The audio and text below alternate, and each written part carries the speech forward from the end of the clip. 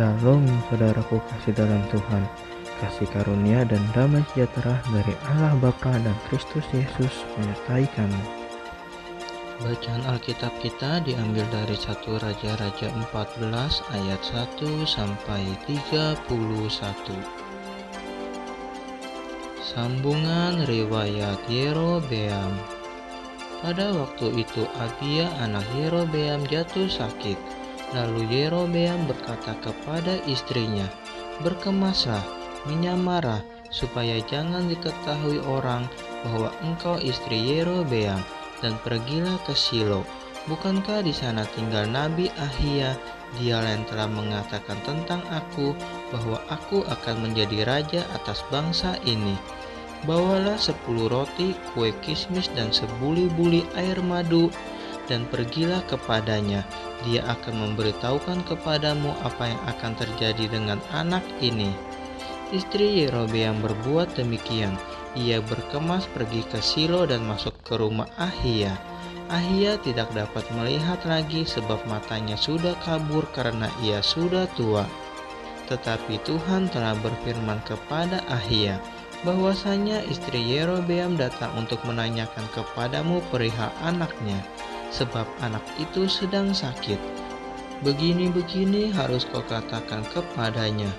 Ketika perempuan itu masuk, berbuatlah ia seolah-olah ia orang lain.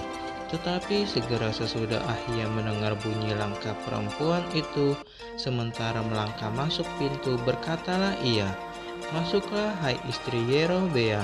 Mengapakah engkau berbuat seolah-olah engkau orang lain? Aku disuruh menyampaikan pesan yang keras kepadamu. Pergilah, katakan kepada Yerobeam, beginilah firman Tuhan Allah Israel. Aku telah meninggikan engkau dari tengah-tengah bangsa itu dan mengangkat engkau menjadi raja atas umatku Israel. Aku telah mengoyakkan kerajaan dari keluarga Daud dan memberikannya kepadamu. Tetapi engkau tidak seperti hambaku Daud yang tetap menaati segala perintahku dan mengikuti aku dengan segenap hatinya dan hanya melakukan apa yang benar di mataku. Sebab engkau telah melakukan perbuatan jahat lebih dari semua orang yang mendahului engkau, dan telah membuat bagimu Allah lain dan patung-patung tuangan, sehingga engkau menimbulkan sakit hatiku. Bahkan engkau telah membelakangi aku, maka aku akan mendatangkan malapetaka kepada keluarga Yerobeam. Aku akan melenyapkan daripada Yerobeam setiap orang laki-laki, baik yang tinggi maupun yang rendah kedudukannya di Israel. Aku akan menyapu keluarga Yerobeam seperti orang menyapu tai sampai habis. Setiap orang daripada Yerobeam yang mati di kota akan dimakan anjing, dan yang mati di padang akan dimakan burung yang di udara, sebab Tuhan telah mengatakannya. Tetapi bangunlah dan pulang ke rumahmu. Pada saat kakimu melangkah masuk kota, anak itu akan mati.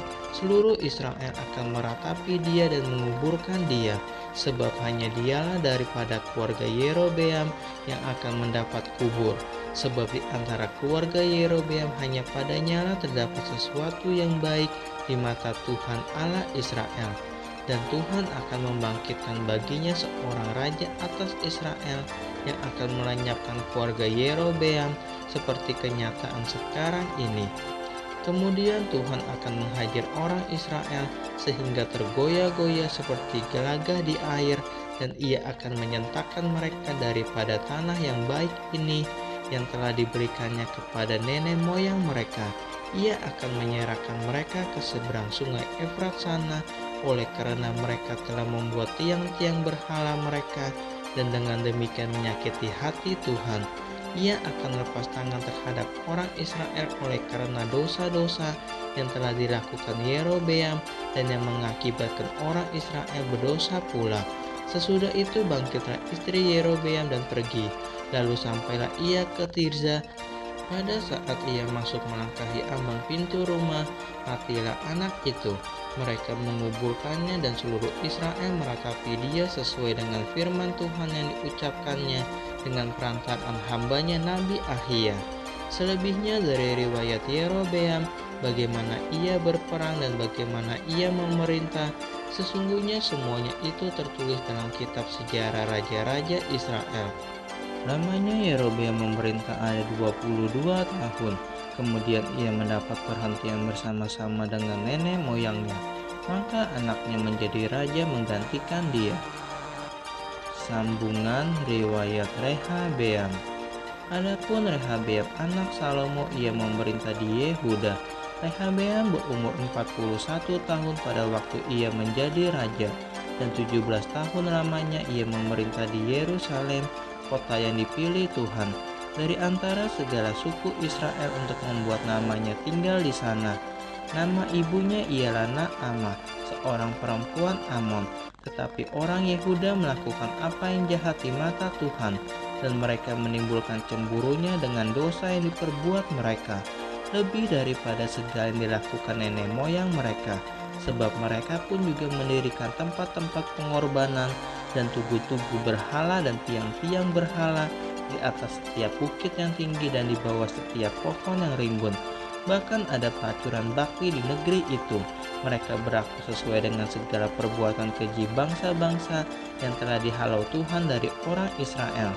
Tetapi pada tahun kelima zaman Raja Rehabeam, majulah Sisak Raja Mesir menyerang Yerusalem. Ia merampas barang-barang perbendaharaan rumah Tuhan dan barang-barang perbendaharaan rumah raja. Semuanya dirampasnya. Ia merampas juga segala perisai emas yang dibuat Salomo. Sebagai gantinya Raja Rehabeam membuat perisai-perisai tembaga yang dipercayakannya kepada pemimpin-pemimpin bentara yang menjaga pintu istana raja. Setiap kali raja masuk ke rumah Tuhan, bentara-bentara membawa masuk perisai-perisai itu, dan mereka pula mengembalikannya ke kamar jaga para bentara. Selebihnya dari riwayat Rehabeam dan segala yang dilakukannya, bukankah semuanya itu tertulis dalam kitab sejarah raja-raja Yehuda? Dan terus-menerus perang ada antara Rehabeam dan Yerobeam. Kemudian Rehabeam mendapat perhentian bersama-sama dengan nenek moyangnya, dan ia dikuburkan di samping nenek moyangnya di kota Daud. Nama ibunya ialah Naamah, seorang perempuan Amon. Maka Abiam anaknya menjadi raja menggantikan dia.